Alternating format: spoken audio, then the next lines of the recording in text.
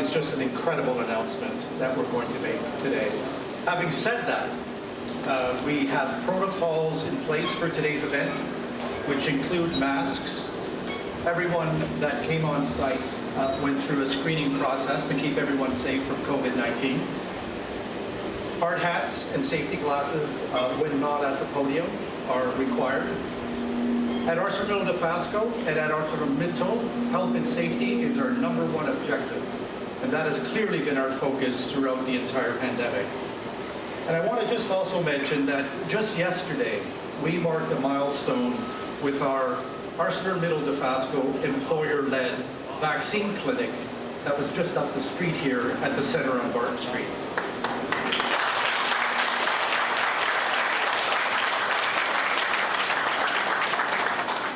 So that partnership with the City of Hamilton Public Health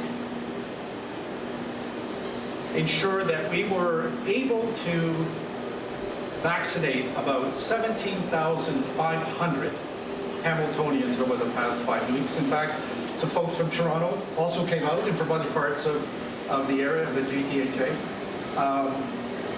That vaccine will protect our employees, our family, our friends, as well as the community at large.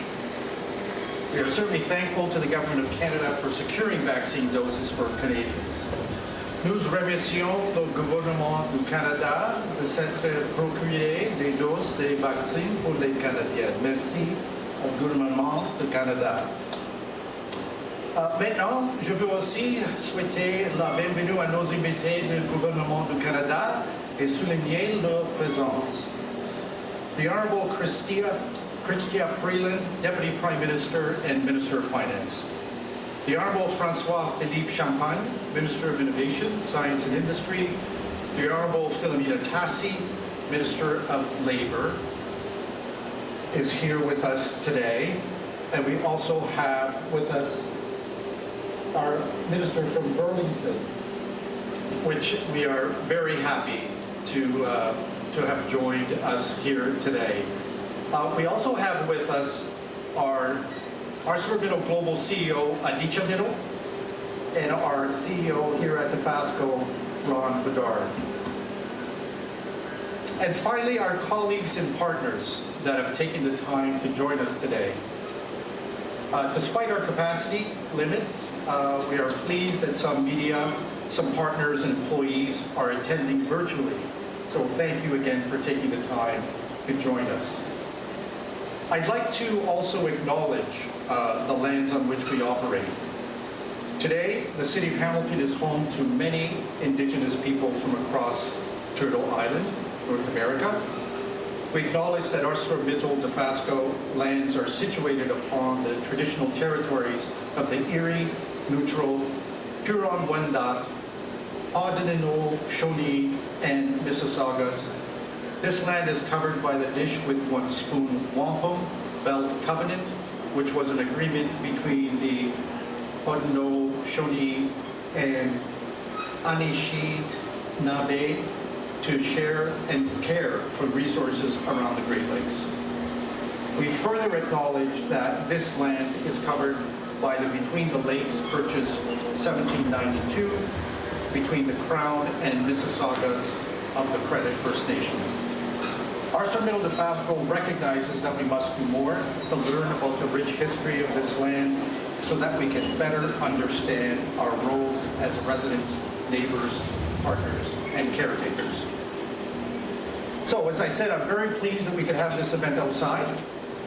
We are close to our manufacturing operations. Behind us is our hot roll gantry yard. The coils that you see have been rolled from steel slab. In the far distance behind me, just to what I think is your right, is our steelmaking business unit with our electric arc furnace in front and the basic oxygen furnace in behind. Also behind us, and just to the side here to your left, is our hot mill, where more than 4 million tons of steel slabs arrive to be rolled into coils that are sent along either as hot rolled or further finished and processed with high value coatings that supply significant and sophisticated supply chains, automotive being one of them, right across this country. So we think today's announcement is perfect for this location, and let me begin to introduce our first speaker. Je suis heureux de présenter la ministre du Travail, Filomena Tassi. Minister Tassi was born in Hamilton. She's the daughter of a proud steelworker. She was a corporate lawyer for 6 years, and then a high school chaplain in Hamilton for 20 years before her election as Member of Parliament in 2015. She then served as Deputy Government Whip, and I think a very important point, and Canada's first Minister of Seniors. Please welcome Minister Tassi to the podium.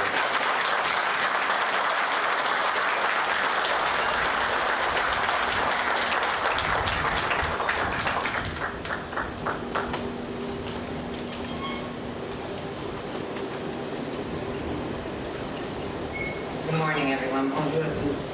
Thanks, Tony, for that introduction, and as well for beginning with the land acknowledgement. Very important. So look, friends, it's a fantastic day. I want to begin by thanking you for taking the time to join us and my cabinet colleagues. Deputy Prime Minister Chrystia Freeland, fantastic to have you back in Hamilton. Minister François-Philippe Champagne, again, back to Hamilton. Always a delight to welcome you. My friend Minister Karina Gould, who I work very closely with on all things Hamilton and Burlington. Great to have you here. Parliamentary Secretary Ali Assassi is here. There he is there, Ali. MP Bob Bertina joining us today.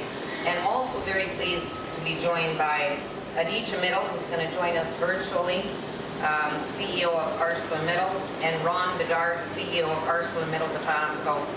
Thank you. And of course, my good friend Tony Valeri and Sean, who are here with us today. This is fantastic.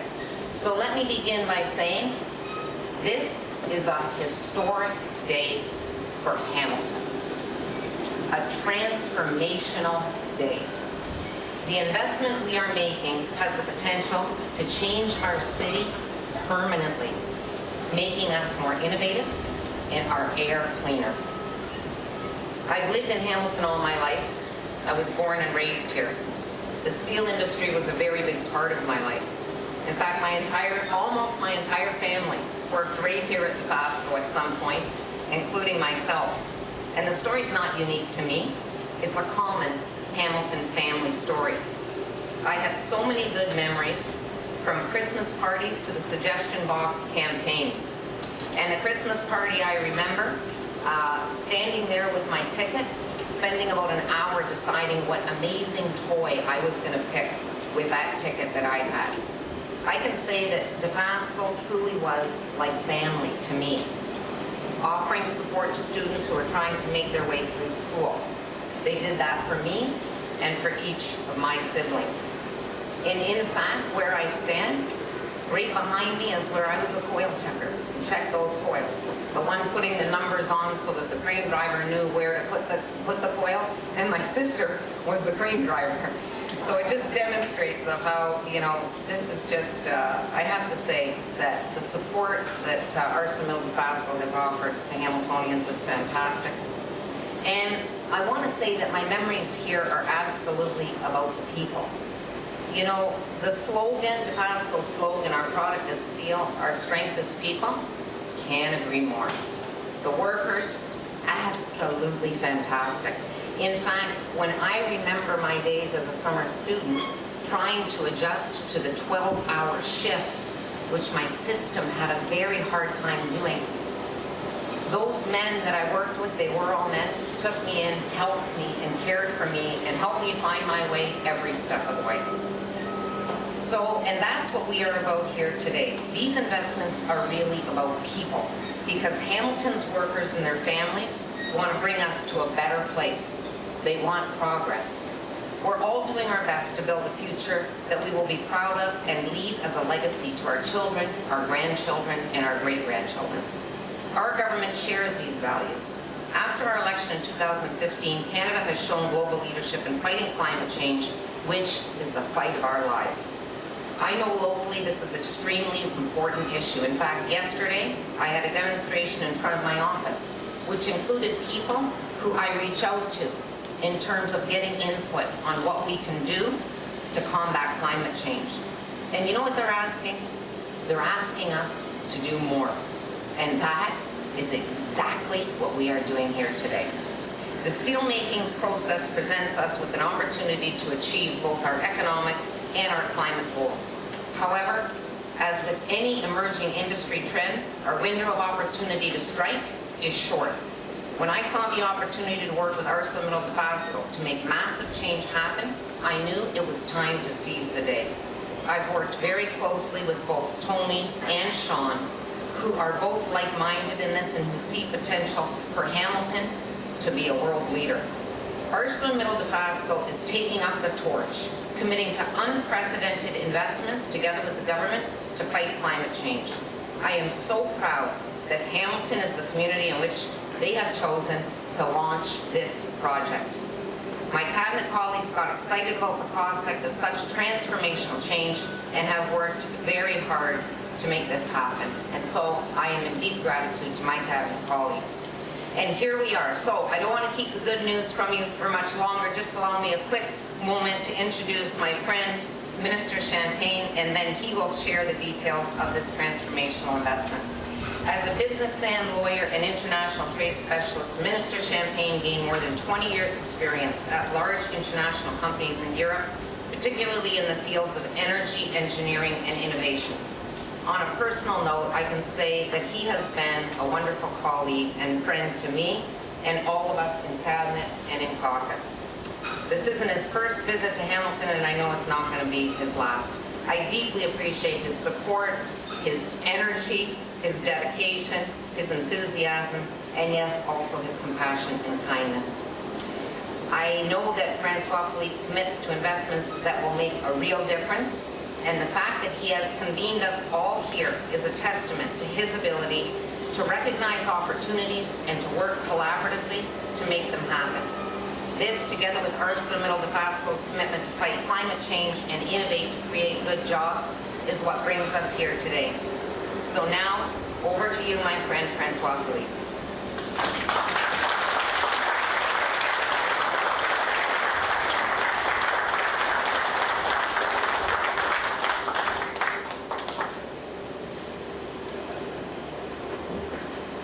Good morning, everyone. I can feel the energy in the room already. Bonjour tout le monde. What a pleasure to be back in Hamilton this morning, and thank you for the very, very kind words, Filomena.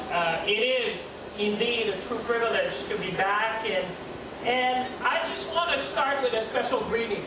A special greeting to the workers that I met this morning, that have welcomed us so warmly. It's really thanks to your knowledge, thanks to your know-how, thanks to your expertise that we are gathered here today. And I really want to acknowledge you, and I would even start by applauding you, because the talent that you have that brought the investment possible today. It's all about you today. So I'm really, really proud to be here with you, and I keep repeating, and my cabinet colleagues would have heard me say that many times, it is talent which attracts investment. And you said it, Filomena, there's a lot of talent here. We met many of you today, and we could not be more proud as cabinet colleagues to be here with you today. And I want to make sure that we can secure the presence of ArcelorMittal for decades to come, and this was the announcement is all about this morning. I also want to say special greetings to Adita Mita, which I see on the screen. Adita, I would say, from the very first conversation we had, you understood and share our vision for green steel making. And I just want to say thank you, my friend. Thank you for your leadership, and thank you for believing in us. From the very first call, you understood that we could make a difference together. And I want to acknowledge that, I would say, 19 text message further, we are here today to make this happen this morning. So thank you, Anita, for your passion and your vision in making this possible. To Sean Donnelly, which is just in front of me, dear Sean, thank you for your leadership and thanking for taking my calls at pretty odd hour of the day, but your dedication and leadership allowed us to secure Nefasco's operation and the jobs for decades to come. And I think we all owe you a great deal of gratitude for your leadership. So thank you, Sean, for being here. You have been a steadfast ally from day one. And to Ron, get ready to get calls at odd hours as well, because we have under plan, and we're glad to see you to take the helm of Arcelor Nefasco, and we're going to be working in the journey together. And to my dear colleagues and friends, and I would say Minister Tassi, Minister Freeland, and Minister Gould, it's an honor and privilege to be here with you today. I would say, Filomena, thank you for being such an ally, a champion, and advocate from day one. At every step of the way, you were with me and the team to make sure that this would happen, and I just want to say thank you very much from the bottom of my heart. And also, I think that at every step of the way, you had the concern of the workers, and that's what was making this possible today. So thank you for that. And to Minister Gould and Minister Tassi, I can only say, oh boy, you have powerful voices at Cabinet to make sure that things happen in the Hamilton and Niagara region. So thank you, dear colleagues, for being here and making sure that we invest and we see a future for the region and for still making. And to my dear colleague, Minister Freeland. Minister Freeland, you, in the last budget, you charted a course. You guided this country in one of the worst economic situations that we have to manage in a century. You build the foundation for an economic recovery around making sure that it would be around jobs, around growth, and around the environment. And I'm proud to say that today we are delivering, Madam Minister, and we're building the future together. So it's a real privilege and honor to be with you. Thank you for your extraordinary leadership in very, very challenging time. Ladies and gentlemen, as you can see, I am very pleased to be here today. I'm very pleased because it's a great day for Hamilton, it's a great day for the steel workers, and it's a great day for our environment. We're making a difference today. And as we say, as we are slowly but surely getting out of the pandemic, my colleagues and I are laser focused on laying the groundwork for the economic recovery. And in 2021, I'm sure you would agree that that really means a green recovery. That's what the markets are looking for. That's what customers are demanding. And that's what we as a government want to support. Just like the pandemic upended our entire way of life and our economy, the climate crisis is an existential threat for all of us. And I believe that science, technology, and innovation will provide us the breakthrough to succeed, just like we did with the vaccine to stop the spread of COVID-19. Mais pour réussir, on doit s'attaquer à la crise climatique avec la même vigueur, la même ingéniosité et le même degré de solidarité que nous avons tous fait preuve durant la COVID-19. That's the approach that our government has chosen, support our industry through this crisis, make Canada a global leader in the clean economy of the future, and create good Canadian jobs, not just for today, but for the long term. That's our vision, ladies and gentlemen, and the vision is only good when it's paired with immediate strategic action, and I think this morning is a very good example of that. I believe, and I'm sure you believe, because if we're all here together, that still represent a tremendous opportunity for our country in the forward if we're looking at decades to come. For decades, it has been the economic backbone of communities like Hamilton. You said it well, Minister Tassi. And Canada's greatest cities and industry were built on Canadian steel. Steel is not going to go anywhere. We're going to need it for a long, long, long time. In our bridges, in our school, and in our skyscrapers. But the world's steel industry also emits 7% of the global greenhouse gas emissions, equal to the global aviation, shipping, and chemical emissions combined. So I think you would agree with me, we needed to take action. And this morning is about taking action to make sure that we have the steel industry of the future right here in Hamilton, right here in Ontario, right here in Canada. Thank you.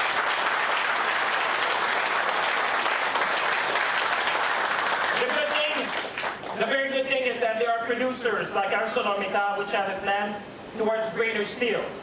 And we're doing our part today to unlock that very, very important investment. So today, on behalf of the Government of Canada and all of you as Canadians, and I'm pleased to announce an investment of up to $400 million to support the operations and the workers of the FASCO so as they transition to green steel making. This is really, really historic in the history of Hamilton, in the history of the FASCO, and I would say in the history of our country. Donc aujourd'hui, j'ai le plaisir d'annoncer au nom de mes collègues et du gouvernement du Canada que nous allons faire un investissement pour atteindre 400 millions de dollars pour soutenir les opérations et les travailleurs de Dofasco dans la transition vers la fabrication de l'aluminium vert. Ladies and gentlemen, this retrofit is historic. The retrofitting of this site is really going to be historic, and the adoption of state-of-the-art electric arc furnace steelmaking represent one of the major steps down the path towards a net zero future. Once completed, the competitiveness of this facility will be solidified for decades to come and will secure the presence of ArcelorMittal presence in Hamilton for generations to come. And I think that's the most important message for the workers, for their families, and for all the people of Hamilton this morning.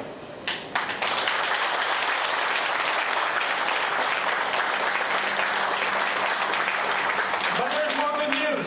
There's more good news. Because this morning, this is a real game changer for the environment. Imagine, this project alone is expected to reduce greenhouse gas emission by 3 million metric tons per year once the project is completed. This, ladies and gentlemen, to put it in layman's terms, like I would understand better, is the equivalent of taking nearly 1 million cars off the street. It's the equivalent of taking all the cars off the street of Toronto. And together with the Algoma Steel announcement we made a couple of weeks ago, the two products together will reduce greenhouse gas emission by 6 million tons. And if you compare that, that is the equivalent to taking more than 1.8 million cars off the road, or all the cars that you find in Montreal, Toronto, and Vancouver. That's what we're doing today. That's what the future is going to look like. This is truly historic. This is really about taking immediate strategic action for a long-term future for our kids and our grandkids. And over the next 8 years, there's also good news for the construction workers. This project will create as many as 2,500 good construction jobs to eventually build this large facility, and will secure thousands of jobs for the ArcelorMittal employees for generations to come. So my friend, this is an historic investment. It's good news for the steel workers. It is good news for the economic recovery of the Hamilton-Niagara region. I'm sure you would agree, Madam Finance Minister. And it's good news for our environment. So in conclusion, let's seize the moment. Let's be ambitious as we have always been as Canadians, and let's make the FASCO in Canada leaders in the steel of the future. Thank you very much, ladies and gentlemen.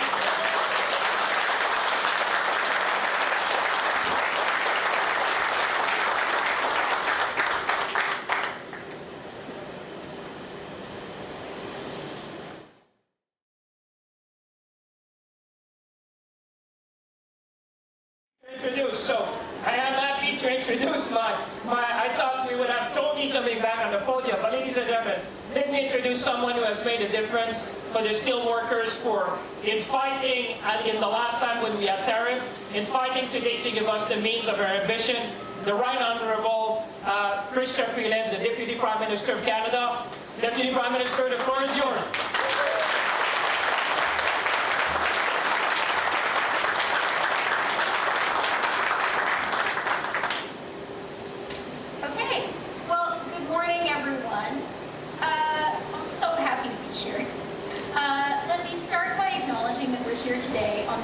Territories of the Erie, Neutral, Huron-Wendat, Haudenosaunee, and Mississaugas. And thank you very much, François-Philippe, for your introduction, but above all, for your very hard work. François-Philippe has really been, absolutely pursuit of this particular deal, and I'm grateful to him. I also want to thank Filomena Tassi, who is, as you guys have heard, I think she has Hamilton Steel in her blood, and she is such a fighter for Hamilton and her community around the cabinet table and everywhere else. I am so glad to be here with my colleague Corinna Gould, a Hamilton neighbor and someone else who fights really, really hard for this community. And of course, it is great to see my colleagues Bob and Allie here as well. But I have to say, the people I am the happiest to see today are the people of Pasco and the steelworkers here. I really feel that we all bonded during the 232 tariff fight. And I just want to thank you so much. You know, with hindsight, it seems obvious that taking a tough stand, imposing retaliatory tariffs, that was the right thing to do, because it worked, and we won. But at the time, and in the middle of it, it wasn't so obvious. And people here know that we were all under tremendous pressure to compromise. We were under tremendous pressure to accept a quota deal. I knew that was the wrong thing, because I didn't want to permanently limit your future. And I want to thank you guys for trusting us, for trusting your government, for working with us, and fighting together for the long term. So thank you so much.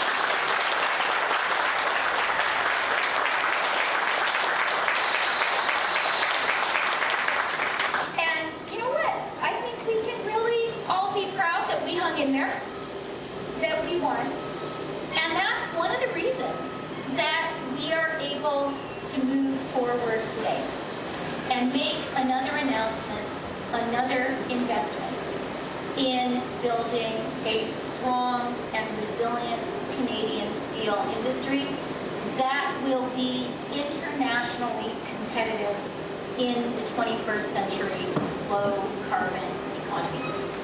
We are at a pivotal moment in the world economy right now. The green transition is a reality. It's happening. And the question for Canada is, are we prepared to make the investments we need to make to be world-leading in that 21st century green economy? The answer that we're giving here today at Pasco in Hamilton is yes. We absolutely are. We have what it takes, and we are committed to do what it takes for Canada to be at the cutting edge. And I'm so proud of all of you and so grateful to you for that. Depuis le mois d'octobre, notre gouvernement s'est engagé à investir plus de 53 milliards de dollars dans une relance verte qui investit dans des technologies propres de pointe et dans la réduction d'émissions. Cela inclut un investissement de 8 milliards de dollars dans l'accélérateur net zéro pour que le Canada puisse investir dans des projets qui accélèrent notre transformation industrielle verte. L'investissement de 400 millions de dollars annoncé aujourd'hui est un exemple concret de ce fonds à l'emploi. So since last October, our government has committed $53 billion towards our country's green recovery, investing in world-leading clean technologies and reducing emissions. That investment includes $8 billion for the Net Zero Accelerator, keeping François-Philippe very busy, so that Canada has the money to invest in projects that can accelerate our country's green industrial transformation. And today's $400 million investment is a tangible, concrete example of this fund, of this money at work. work. The Net Zero Accelerator is about making sure that Canada will be at the cutting edge of the global green wave of investment and growth. Because the reality is, we have no choice. Either we go green or we will not be competitive. So this investment is about protecting good middle-class jobs today and about being sure that we have the jobs of the future. It is about ensuring that the goods Canada produces, the fantastic steel we export, is competitive in the global economy. And it's about ensuring that we reach our goal of net zero emissions by 2050 and build a healthy environment with clean air for all of our children. Just this month, the Net Zero Accelerator has supported clean innovation at 2 steel giants, here at Dofasco today and at Algoma.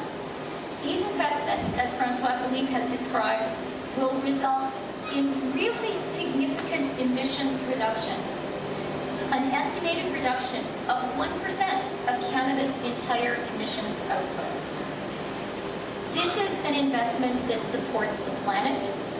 It's an investment that supports Canada's international competitiveness, and it is an investment that supports you guys, our great steelworkers.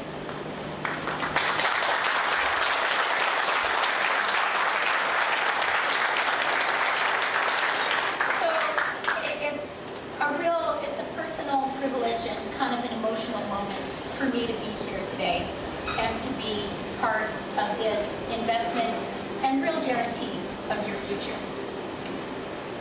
I have some further news to share about our economy and our economic recovery. Canada's economy is showing very strong signs of recovery, and the economic growth projections continue to be revised upward, including this week by the IMF. Canada leads the world in vaccination, and thank you very much, Dofasco, for the effort you've made there. I'm really grateful. And we now have enough vaccines in Canada for every single eligible Canadian to get 2 doses.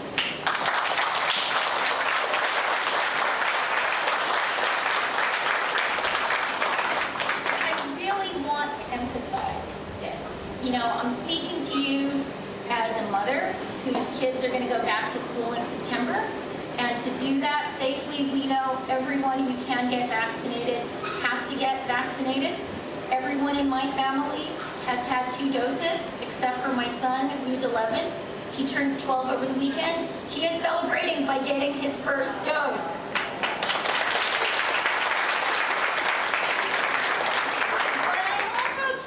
Everyone here at Dofasco and across the country as your finance minister. The single most important economic policy in Canada today is for everyone who can get vaccinated to go out and get vaccinated. We have done tremendously well, but there's still that last mile to go. And I would just like to encourage everyone here, talk to your friends, talk to your neighbors, talk to your family members. If there's someone in your community, in your circle, who hasn't been vaccinated yet, talk to them and really encourage them to do it. This is how we can take care of each other and ourselves, and it is truly the best investment we can make as a country. So please, let's get it done. Now, in the April budget, our government recognized that the economic and public health situation was dynamic and frankly unpredictable. And so we made sure that we had the flexibility to extend business and income supports further into the fall if needed. The budget committed to extend those supports to September 25th, and we said we would be monitoring the situation. Now, we all know that it took us a little longer to fight back the 3rd wave of COVID than we had expected. Here in Ontario, we only entered this 3rd stage of reopening on July 16th. guidelines still require many businesses to operate at reduced capacity. And hard hit small businesses like restaurants, music venues, tour operators, and the workers who rely on those jobs are just starting to get back on their feet. And I know all of us are watching carefully the Delta variant and are concerned about that. From the government's perspective, it is essential to do everything we can to be sure the country's economic recovery is fast and robust, and that no one is left behind. So today, I'm announcing that we are extending the wage and rent subsidies and lockdown support until October 23rd of this fall.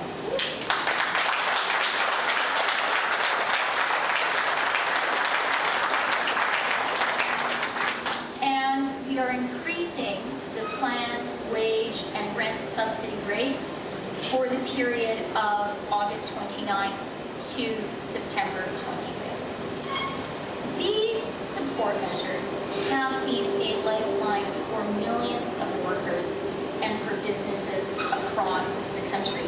I've been traveling recently now that we're allowed to do that, and it's been very moving for me to hear, from people who run a small restaurant in a small community saying to me, I would have had to close my business and fire everyone who works here without this support.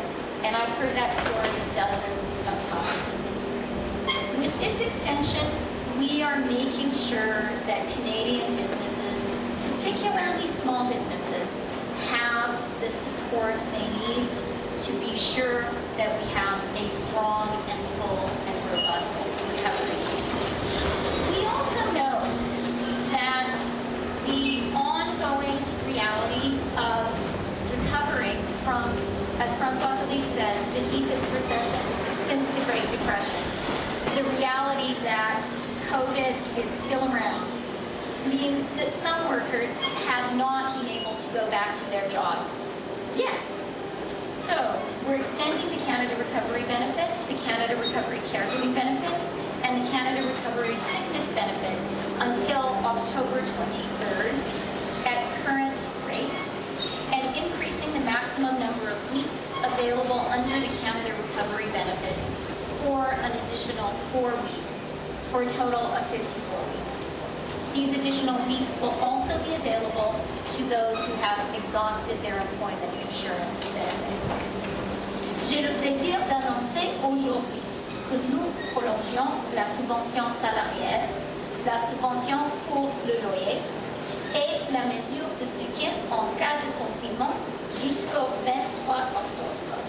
Nous augmentons également les taux des subventions salariales et pour le loyer et la mesure de soutien en cas de confinement pour la période de 29 août au 25 septembre. Ces mesures de soutien ont été un coup de salutage pour des millions de travailleurs dans les entreprises de tout le pays. Et cette prolongation assurera qu'ils continuent de recevoir le soutien dont ils ont besoin pour une relance solide. Nous savons également que les réalités actuelles de la pandémie ont fait que certains travailleurs n'ont pas pu reprendre au travail. Nous prolongeons donc également la prestation canadienne de la relance économique, la prestation canadienne de la relance économique pour proches aidants et la prestation canadienne de maladie pour la relance économique jusqu'au 23 octobre au taux actuel. De plus, nous augmentons le nombre maximal de semaines admissibles à la prestation canadienne de la relance économique de 4 semaines pour un total de 54 semaines. Les personnes qui ont épuisé leur prestation d'assurance-emploi pourront aussi profiter de ces semaines additionnelles. Canadian workers always inspire me with their ingenuity and their resilience. When faced with illegal tariffs You guys, the steelworkers of Hamilton, stood strong. During the pandemic, you kept going. And frontline workers, essential workers, healthcare workers across our country kept working hard. They kept our country going, and they kept COVID at bay. I am so grateful to Canadians for your resilience in the face of COVID and in the face of the COVID recession. Our country is now coming roaring back, and these extra measures will help ensure that our recovery is strong, swift, and robust. Okay, well, thank you very much, everyone, for listening to me.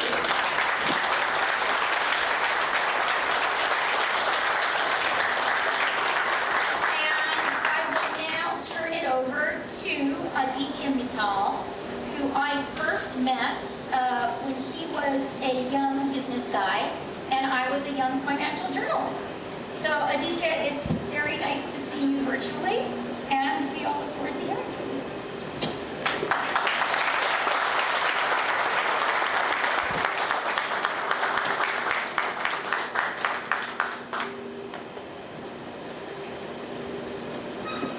Thank you. I hope you guys can hear me. A wave would be helpful. I can see Mr. Champagne, please.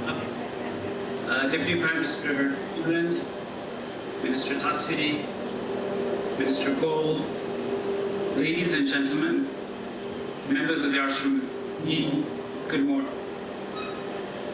It is a great pleasure speaking to you on such an important day for Arshram Pasco, and indeed for the ArcelorMittal Group. I am sad that I can't be there in person, but equally grateful for the technology which enables me to be with you all virtually. I would like to start by expressing my special thanks to François-Philippe, who I had the pleasure of working closely to make this a reality. After 19 text messages, as you reminded me, some in the middle of the night, multiple video conferences, and it has been really nice to connect with you after so long, and I appreciate your energy and your steadfast focus and getting this done in record time. So a big thank you from all of us. Also to Chrystia Freeland.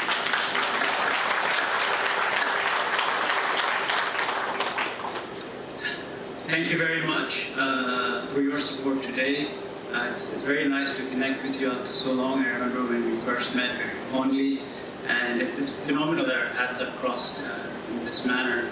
I also want to thank you for your passionate support for Canadian manufacturing industry and 232 tariffs. I think it's no small feat. I'm presently in London, unfortunately, as you know, and Europe has not made the same deal with the United States, right? There still are tariffs for European steel to enter the US. So you have achieved something remarkable, and it's great for Canadian manufacturing, for Dofasco, for our people. So big thank you to you as well.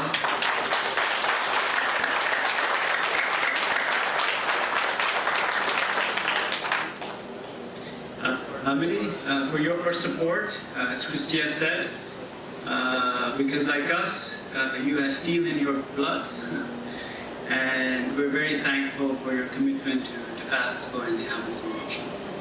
I would also like to thank Sean, who I think is sitting in the front row of the audience, Tony Valerie and Ron Bedard, who have worked tirelessly on this project. And finally, thank you to other members of the Canadian government and the ArcelorMittal team, and special gratitude to all the people at ArcelorMittal Dofasco who work tirelessly every day. Thank you so much.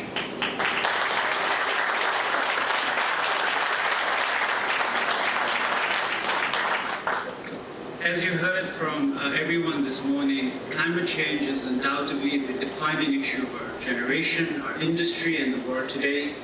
It is widely understood that for the world to achieve net zero by 2050, accelerating progress in this decade is vital. As we all call it, this is the make it or break it day. And I say this after the day we published our second climate action report, which detailed industry-leading group-wide target of a 25% reduction in carbon emissions by 2030. This target demonstrates the depth of ArcelorMittal's commitment to tackle this issue, and I know it is an issue that you're equally committed to in Canada. The project we have announced today, with the support of the Canadian government, involves an investment of 1.8 billion Canadian dollars in technology which will fast-track the decarbonization of ArcelorMittal's Dofasco operations, reducing CO2 emissions by approximately 60%. As you heard from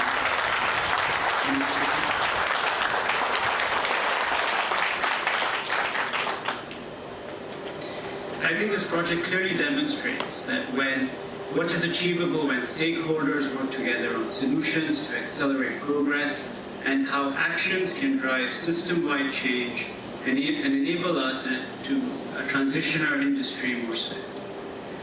As you heard, the Canadian government has taken a crucial step towards its goal of net zero carbon emissions by 2050 by releasing a climate action-based report on inward investment and the creation of new incentives for the transition to a clean energy economy. This bold step is what has enabled us to make such a transformative investment in our Hamilton plant to transition away from the blast furnace steelmaking production route to the direct reduced electric arc furnace production route, which, as you know, carries a significantly lower carbon footprint. This project is also expected to support as many as 2,500 jobs during the engineering and construction phases, and also gives us the opportunity to upskill our current employees, ensuring consistent demand for well-skilled, well-paying positions in advanced manufacturing. This will transform our organization, I have no doubt. And more importantly, it will also deliver exceptional benefits to all our stakeholders, including our customers, automotive customers, our employees, and the broader community. Projects of this scale require the support of many different partners to succeed. But government support is the most important to get such projects off the ground, and we therefore very much appreciate your willingness to provide support with investment and reforms. Today's agreement is a crucial part in ArcelorMittal's efforts to progress on our decarbonization journey, but we have a long road ahead. We are determined to make zero carbon emission steelmaking a reality, and believe we can do it with the support of those here today, and start with ArcelorMittal Dofasco in Canada. Thank you very much.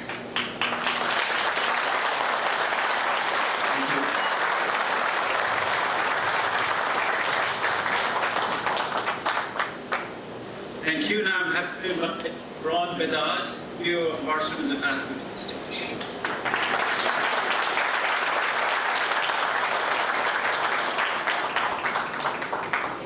Thank you. Good morning.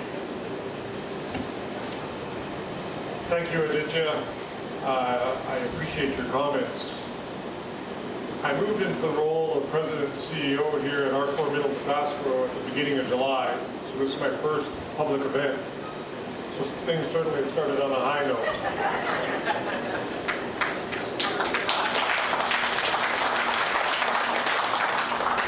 Ideally, we have an announcement like this once a year. This is truly an honor, and I'm extremely proud to be here to represent the men and women of ArcelorMittal Dofasco, who design, manufacture, and deliver smart steel solutions for a better world.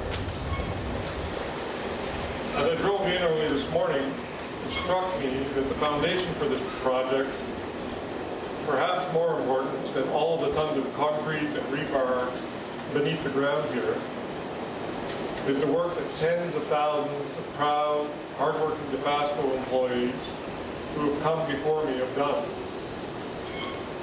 As an example of that, I'm a Dofasco employee 68,138. I am so pleased that a few of our colleagues could join us today, including some who are watching virtually, as Tony noted earlier. So I appreciate everybody taking the time to meet us today for this monumental announcement. I want to take a moment to reinforce our thanks to the Government of Canada, to each of you and to your colleagues, for the commitment to advanced manufacturing and accelerating the realization of low-carbon steelmaking in Canada. We truly appreciate it.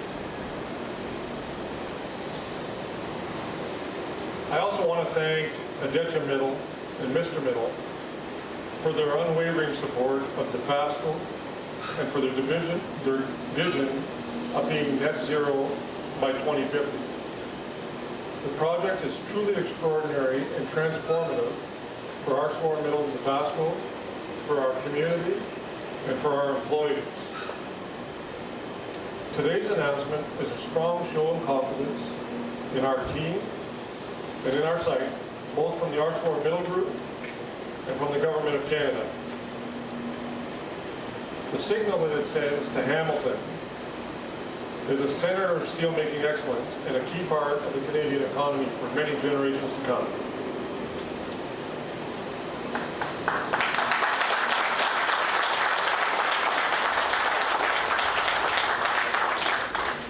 This plan has taken shape over 3 years of extensive study, including benchmarking and technical assessments.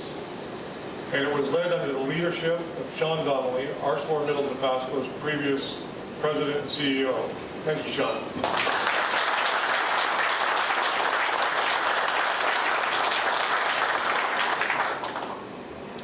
Sean is here with us today, and I'd like to thank him and acknowledge his leadership and his vision for low-carbon steelmaking in Hamilton, and his absolute belief that we've got the best steelmakers in the entire world right here at Dofasco.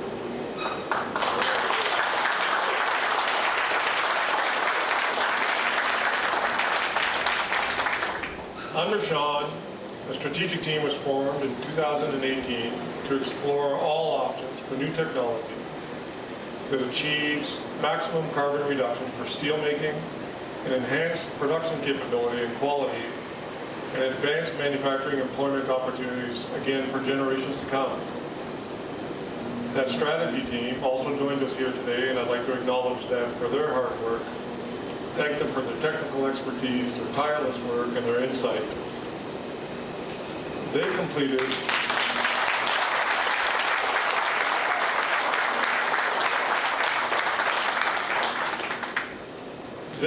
extensive benchmarking and modeling in preparing the ultimate plan for the sustainability of the environment, the company, the employees, the customers, and the community.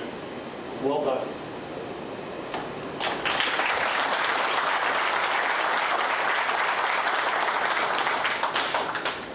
That work brings us to today's exciting announcement and one step closer to this vision becoming a reality. I believe that the magnitude of this investment and project is unprecedented for our company and for the community, and it comes with significant outcomes for a broad range of stakeholders. As you've heard, the stats and benefits are very compelling. What is most compelling to me is the fact that the scale of this investment strengthens our steelmaking future in Hamilton for yet another generation. After 109 years, Dofasco is positioned to continue its legacy and leadership in Canadian manufacturing for decades to come. And our work to reach the goal of being carbon neutral by 2050 will continue beyond this phase of the investment. Further research is underway for future utilization of clean technologies and materials like hydrogen, biocarbon, carbon capture utilization and storage. The work will not end. The new direct reduced iron module will be hydrogen ready. This all supports the growth of Canada's low carbon economy. Our journey to being carbon neutral is well underway.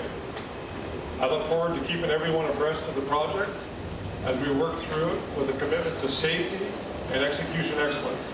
And I want to thank everybody for coming and participating today. Thank you.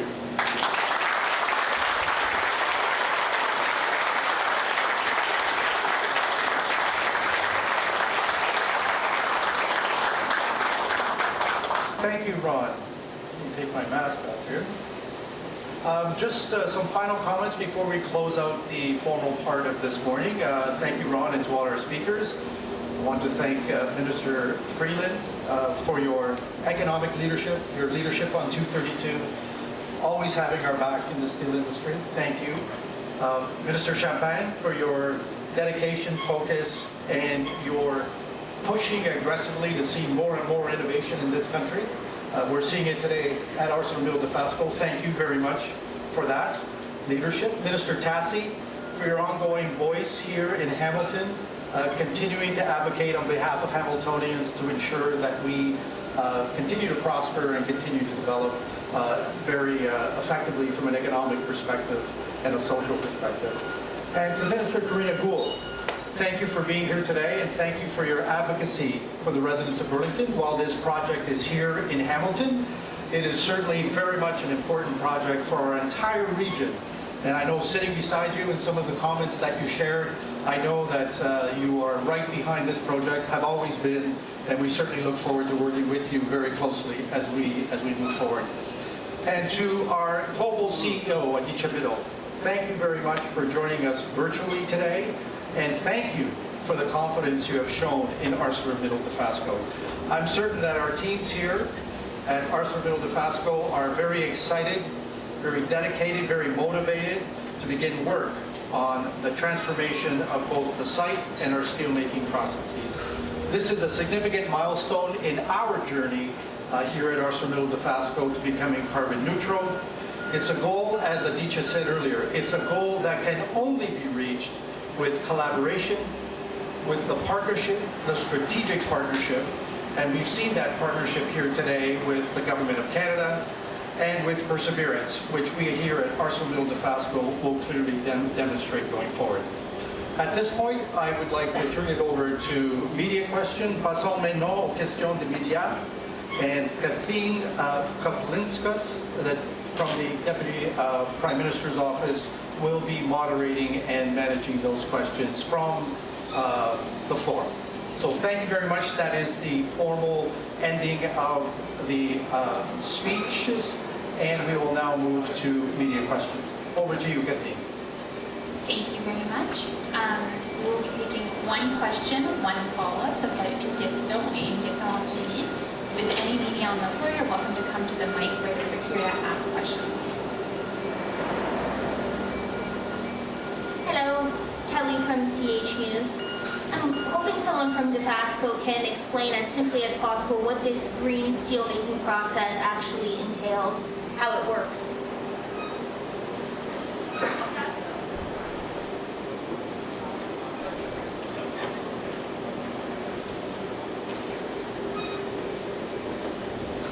Thank you for the question. The process that we're going to use or exploring for this project is to exit our coke-making strategy and our iron-making strategy and move to direct reduced iron fueled by natural gas and use that in conjunction with electric arc furnaces. We have electric arc furnaces here. It'll be a wider use of electric arc furnaces going forward. And when is the goal to have this completed by, or? 2028. Next question, yes, sir? Hello, Matthew from the Hamilton Spectator. So your release indicates that the project is contingent on funding from the provincial government as well. So is there a deadline to sort of come up with additional funding, or when can we expect the project to move ahead? Sure, thank you very much, Matthew. As you indicated, the project has always been contingent on both levels of government contributing. I think it's not only a model that we are following here at ArcelorMittal Dofasco, but it is a global model. Strategic partners like the two levels of government in a project like this are critically important. And so our discussions with the province of Ontario are ongoing. There are very positive discussions, and we expect that we will, after this announcement, continue in that dialogue as we make progress towards ultimately what we feel would be an investment by both the federal and the provincial governments. And just to clarify, if this goes ahead as you envision, by 2028, will there be no more use of coal in steelmaking? Like, will the coke plants shut down that you can see, and will the blast furnaces be shut off? Yes, so both the blast furnaces and the coke ovens would be replaced with the DRI-EAF. Thank you. Thank you. All right, if there are no more questions on the floor, oh, one more question on the floor, sorry. Hi there, I'm Sarah from CBC Hamilton. I was just wondering, someone mentioned that the new electric arc furnaces would be able to accommodate hydrogen in the future. Is that correct? Can someone explain that a bit? I can let Pascal to say that, but what you need to realize, this is the first plant in the world, to answer the initial question, to make it simple for people to understand, we're going from coal-fired to electric furnaces. But the way the design has been made, and that's why this is really cutting edge in the world. When you're talking about innovation, this is going to be the first plant in the world which will have been enabled to move to hydrogen. So we're going from blast furnace to electric furnace that we can bring hydrogen to reduce almost completely greenhouse gas emissions. So that's why I think this project, when we were saying with the Deputy Prime Minister and the management and Adita and the management team here, the vision is over decades. You know, we were keen, and that's why we worked extremely hard. We knew that there was momentum in order to transfer that to electric furnace. But at the same time, we saw even beyond that, to say what will be the future beyond that, and the future is hydrogen. So it will be enabled to accommodate hydrogen down in the future. But I would say until now, 2028, we're going to reduce by 3 million ton of greenhouse gas emissions. So that's a significant step. But we wanted to see even beyond that to make sure that workers would have jobs for generations to come here. Thank you. And I'd also like to turn to our global CEO, Aditya Mittal, as well. Aditya? Thank you, Tony. I presume you guys can hear me because I hear my own echo. I think Minister Champagne, as always, is full of details and has perfect knowledge.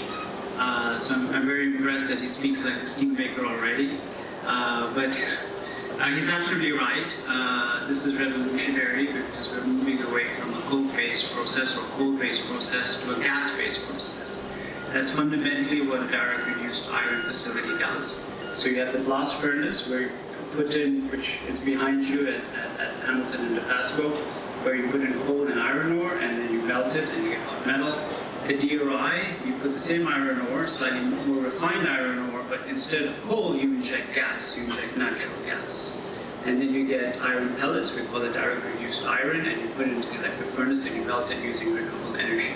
The beauty of this technology is that in the first step you're using natural gas, because as we all know, hydrogen availability and costs are quite significant today. But when hydrogen becomes abundant in supply and costs are reasonable, we can switch this technology from natural gas directly into hydrogen. Because fundamentally the principles are the same. It's a gas-based reductant. And I think that is why it is very, very important to make this transformation, because as Mr. Champagne said, this is for generations. It is not just a temporary fix. This is a real solution to decarbonize our business. And the other thing I would add, which I think we should also appreciate, that this is a much more developed process than simply decarbonizing, because we're starting with iron and we're reducing iron, which implies that we can produce the highest quality steel products. And the highest quality steel products is critical because that supports the highest end customer segments. We talked about automotive, we talked about other sectors in Canada and the United States, but this enables us to remain at the highest end of the quality spectrum and simultaneously decarbonize our operations. So no compromise on the quality of steel, rather a focus on decarbonizing it, providing green steel, and being a first mover in North America and achieving this. So again, thank you for everyone's support in making this a reality. I personally also look forward to the province stepping up, and hopefully we can do this project before 2028. Okay, next question. Okay, if there's no more questions on the floor, we'll now turn to the phones. Ça sera maintenant au téléphone. Because there are technical difficulties, we're just going to hold up a phone to the microphone and you'll hear the sound of journalists.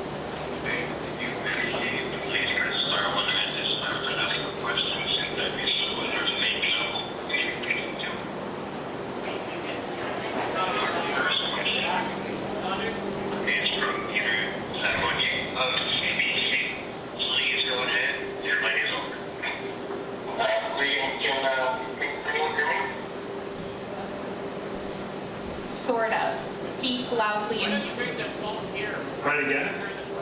Please on the line. Give it a second shot. Okay, this is a question for Minister. This is a question for Minister Freeland. Can anyone hear me? Yes, we can. Thank you. Are we good? Yeah. Yes, keep going. Can you please speak loud and clear?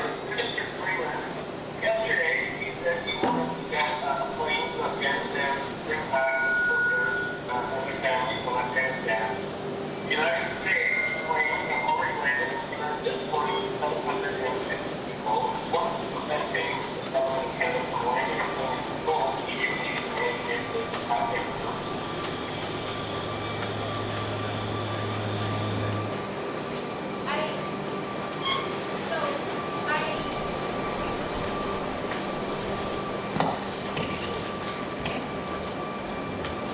Okay. I didn't hear the precise words in the question, but I think I got the general gist, which is a question about the Afghans who worked to support the Canadian effort in Afghanistan as interpreters and in other support roles. Let me be very clear. This is a really important issue for our government.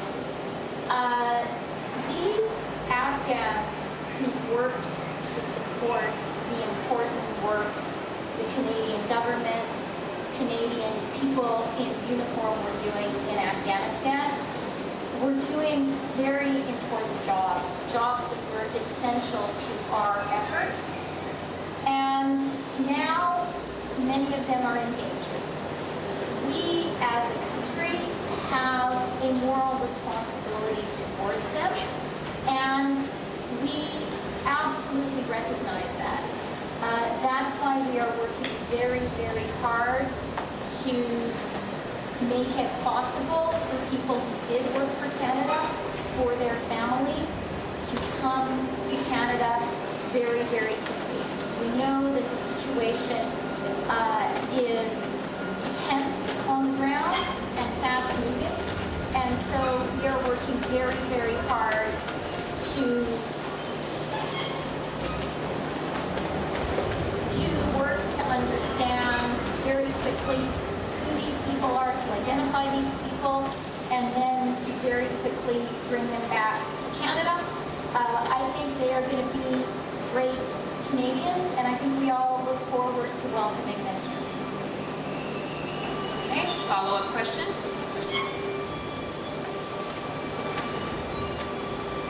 Is there a follow-up question? Yes, sir.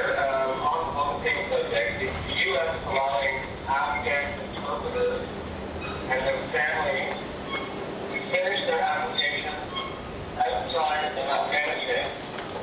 Why is Canada doing that? What's bringing them to the third country where Canadian government can take their steps? Okay, yeah, I heard that. I'm not going to go into the specifics of processing the applications. Obviously, some due diligence needs to be done to identify the people and their families who work for Canada.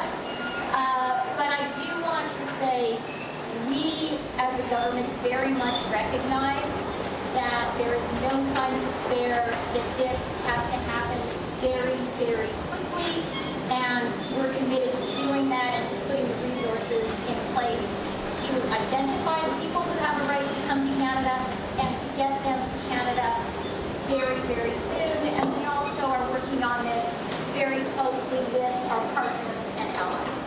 Thanks. Thank you. Question, question? I would like to remind the panelists on the line, please speak as clearly and loudly as possible.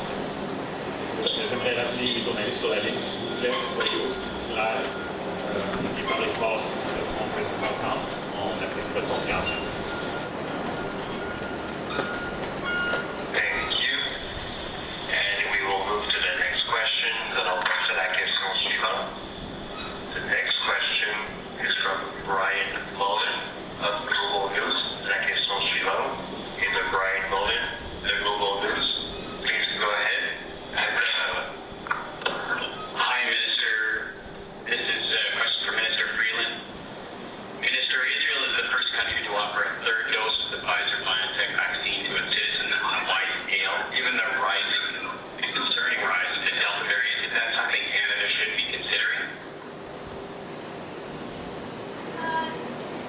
thank you for the question, Brian. And yes, we are very aware of Israel's decision.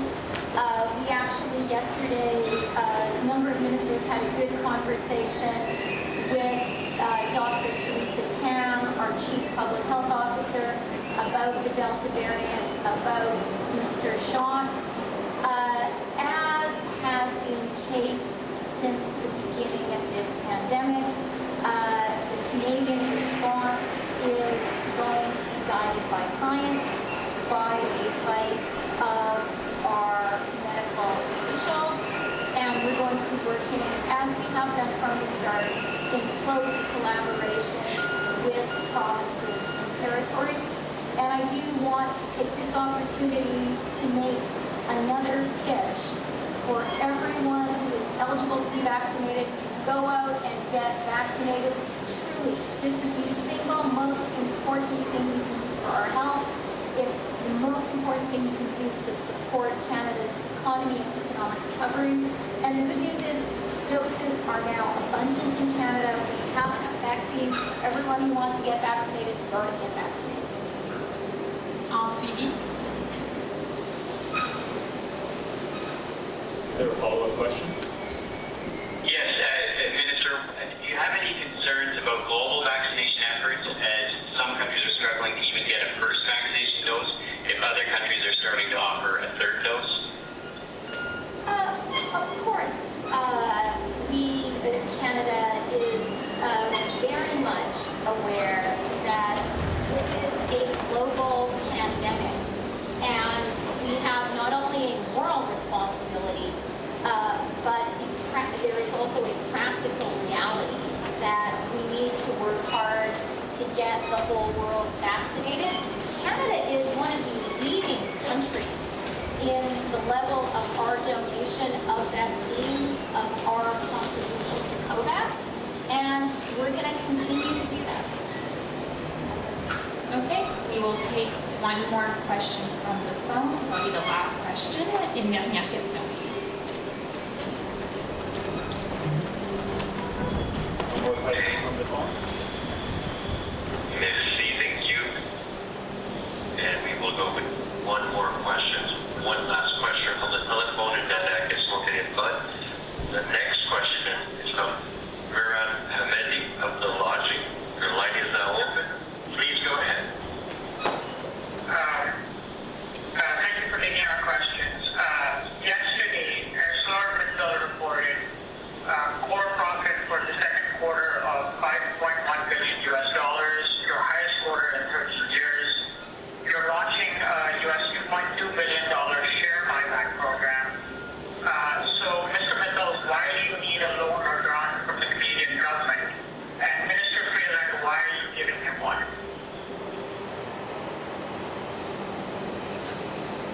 Sure. Let me try and take those questions. I presume you guys can hear me? Okay, fantastic. So yes, you're right, we reported record results yesterday. This is a direct impact of the pandemic where you saw in 2020 there were significant losses. If you look back to the steel industry over the last 10 years, the steel industry has been capital starved. It's a highly cyclical industry, so you have periods of time in which you do have high points in the cycle and then long periods of time when you have low periods in the cycle. If you look at the specific share buyback, that's a direct result of the sale of assets in the US. So a significant portion of that is due to the proceeds of our sale of our assets called AM USA, and the proceeds we use to buy back our shares. In terms of why partnership is important, I think fundamentally there's a shared goal, which is to decarbonize the steel business. I think if you look at the capital costs, I mean, here we spoke about 1.8 billion Canadian. The capital costs are significant, and today there's very limited return on these investments. So instead, actually, when you convert away from coal and you start using natural gas, your costs actually rise.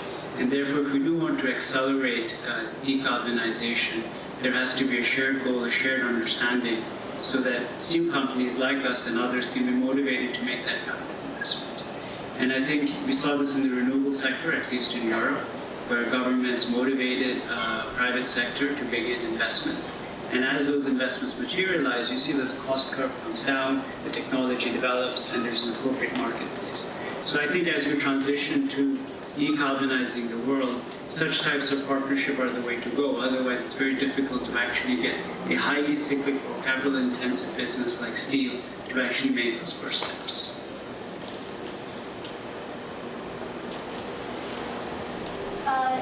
So thanks for that, Aditya, and thanks for the question. Let me just say this.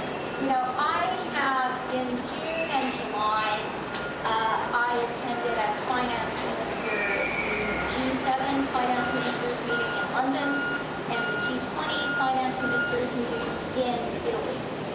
And I came back from those meetings more aware than ever of how competitive the global economy is, and of the fact that there is a race on in the world right now to be first and fastest in the green transition.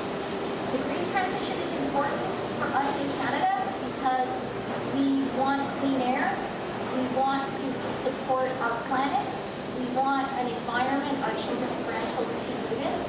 But you know what? The green transition is also absolutely essential for the future of the Canadian economy and Canadian jobs, and to ensure that Canada is competitive. And what we are seeing around the world is the major economies, the world's leading governments are investing heavily in supporting the green transition in their own countries. We are seeing major investments by the European Union. We are seeing major investments by the Biden administration directly in supporting the green transition. The Government of Canada recognizes that we have a role to play too in supporting that green transition. Aditya, he has a choice of where he's going to make investments around the world. One of the reasons he's making investments here in Hamilton is because the workers are fantastic. And Aditya, I want you to know your Canadian workers are the smartest, the most entrepreneurial, the most innovative of any workers you have anywhere in the world. And that is a real Canadian competitive advantage. But the government recognizes we need to support that green transition too. That's why we have the $8 billion in the Net Zero Accelerator. These are investments that are going to make Canada cleaner and cleaner. They're also investments that are keeping jobs here in Canada, that are competitive in the global economy, and that are jobs that are here for the long term.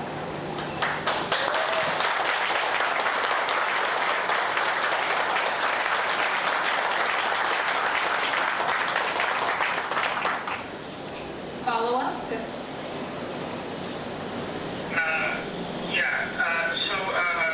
Mr. Champagne, is funding from the Net Zero Accelerator directly tied to achieving the emissions reduction goals you set out? Are you going to be auditing those emission reductions? And will you claw back funding if they're not met? First of all, thank you for the question. And let's just be on to what I think the Deputy Prime Minister provided the right frame. I recall the discussion with Anita. We are in competition with other jurisdictions.